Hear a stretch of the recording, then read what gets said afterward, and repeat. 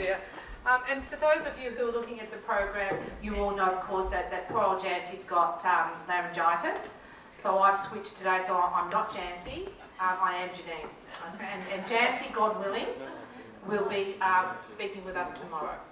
Okay. So, this is a presentation that I modified, but I did present in Shanghai last year for the IFSA 2015, and I thought, of course, it was particularly relevant because here we are back in Australia, and here I am standing in front of a whole lot of avid students, enthusiasts, and also professional practitioners, so I thought it was most pertinent still.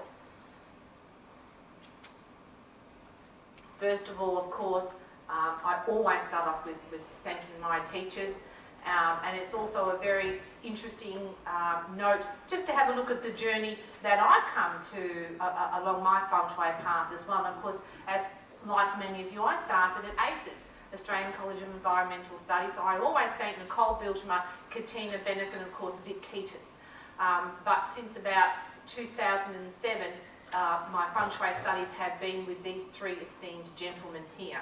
So I'd like to personally acknowledge and thank my teachers and my mentors. Of course, everyone knows Grandmaster Raymond Lowe, Grandmaster Vincent Coe, and Grandmaster Dr. Skinner, Dr. Stephen Skinner. And I thank these three gentlemen for their generosity in the sharing of their knowledge, in their wisdom, and often with their patience. So let's have a look first of all. Here we are in Melbourne.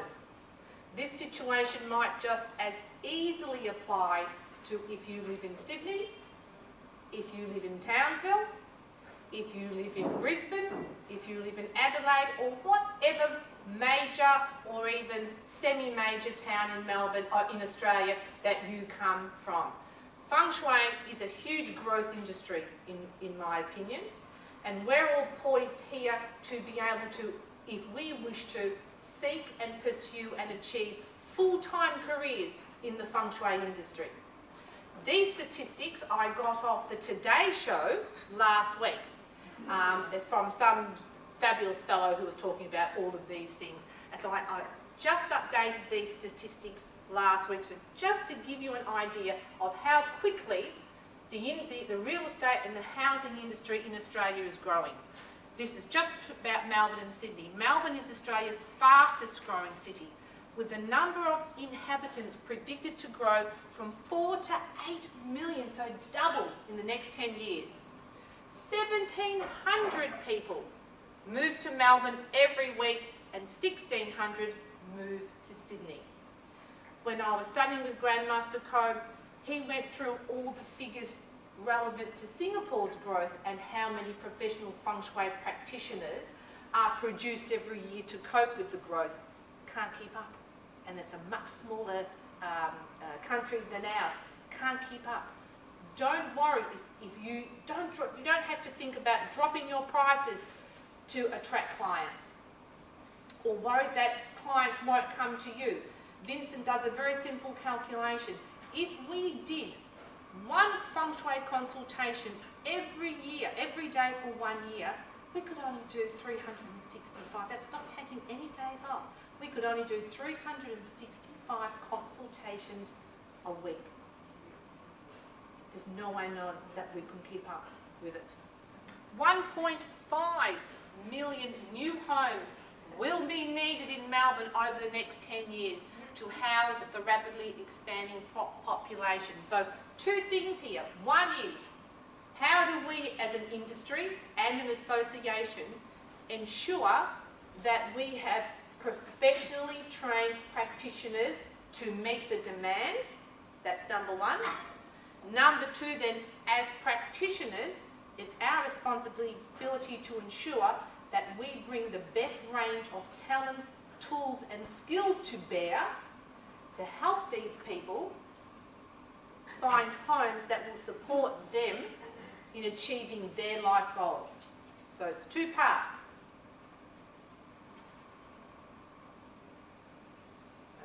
That one. Okay. Focusing a little bit on Melbourne, because I just want to demonstrate what I mean through my practice. things that I've come across in my practice, how I deal with those, that sort of thing. So, as I said, but once again, you can relate all this to whether you come from Brisbane, from Sydney, or from wherever. So, what makes Melbourne so special? Doubling from 4 million to 8 million in the next 10 years. Macro. Vincent spoke about this also. We can look at the macro of a city. We can put the 24 mountains over the house and plot of land, so over the whole site. Then we can put the 24 mountains over just the house. And then we can put the 24 mountains over just a bedroom. Not a toilet, as Vincent said, but a bedroom. So we can go macro, micro, micro. So first of all, just from an interest's sake, we're going to start at macro. So why this huge growth over the last few years in Melbourne? Our landform has a lot to do with it.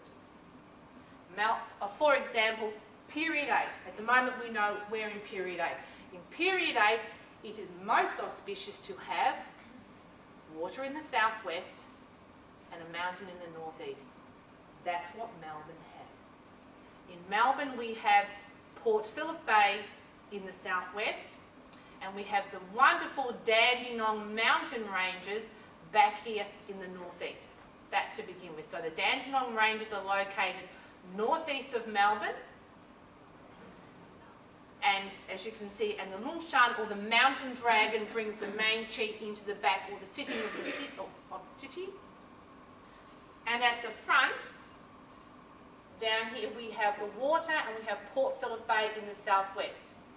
Also, we have the water mouth, the shui.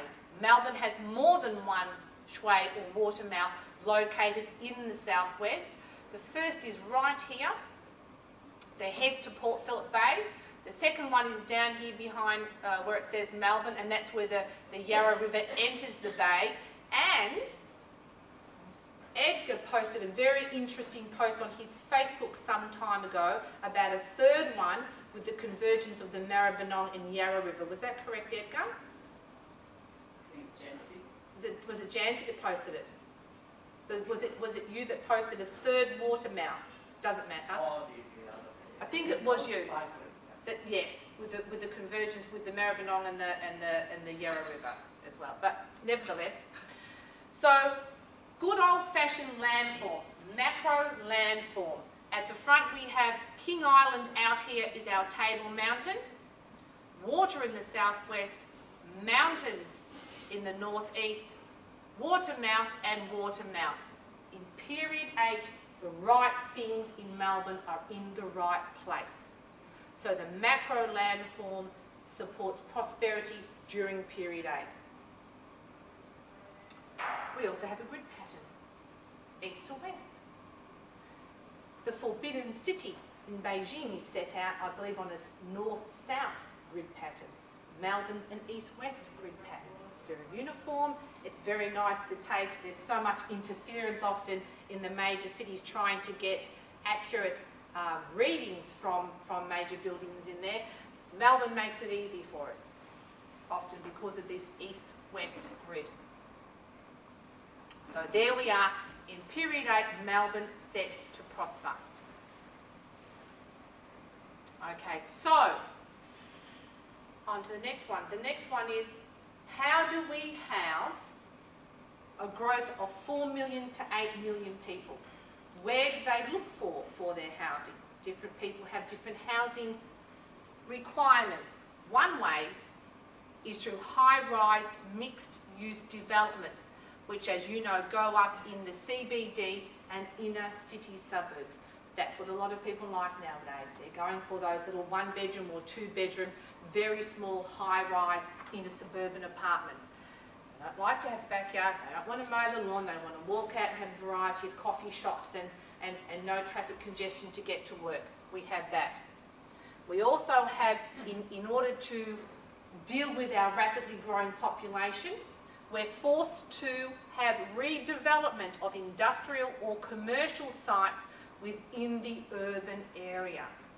So we get old sites such as paper mills. I think at the block at the moment, Kelly, what was the block before its redevelopment? There you go, an old soap and candle factory. Beautiful old Art Deco building.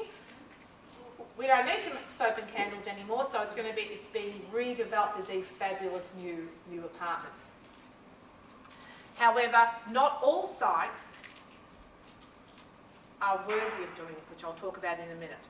The third one, and this forms a lot of my practice, new development of land previously used for farming in outer metropolitan area. And we've all heard and seen, house and land packages, 399,000 or 499, whatever. So 3 ways that we're addressing this rapid growth in population: high-rise mixed-use development, redevelopment of industrial sites or commercial sites, and new development. And of course, there's always some inherent problems that we need to be aware of as practitioners, and we will be called upon to respond to as practitioners. I'm not going to focus a whole lot on this today, but I will say sky-high quick fixes, developers love them, puts a lot of people in a very small place vertically, but they can create windy canyons and alienating places. But that's a presentation in depth for another day. But as long as you understand that if you're looking at that sort of project for a client, as Vincent said also, there's many different things that you need to regard. You certainly need to take into account how that building sits in the external surrounding environment, different spacing of different apartments, so forth and so on.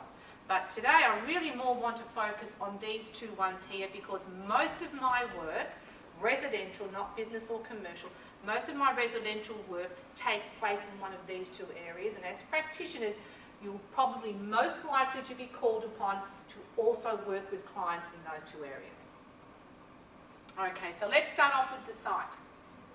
Whether it's a redeveloped site or a nice new block of land that used to be on a farming, the site is the most important part of any Feng Shui analysis. Once the Feng Shui of the site has been established, then the interior of the home and the micro Feng Shui of individual rooms can be examined. Vincent already went through the steps that you should undertake pre-site visit when you're doing a Feng Shui audit, so I won't go through those. But once you do reach the site, often the client will say to you, I've got a picture of a woodland, or I've got a picture of a vase of flowers, or I've got where I put my family photos. I've got this wood carving I brought back from Bali. I've got these red cushions. So they're very interested in the placement of their decor objects. Way down the list.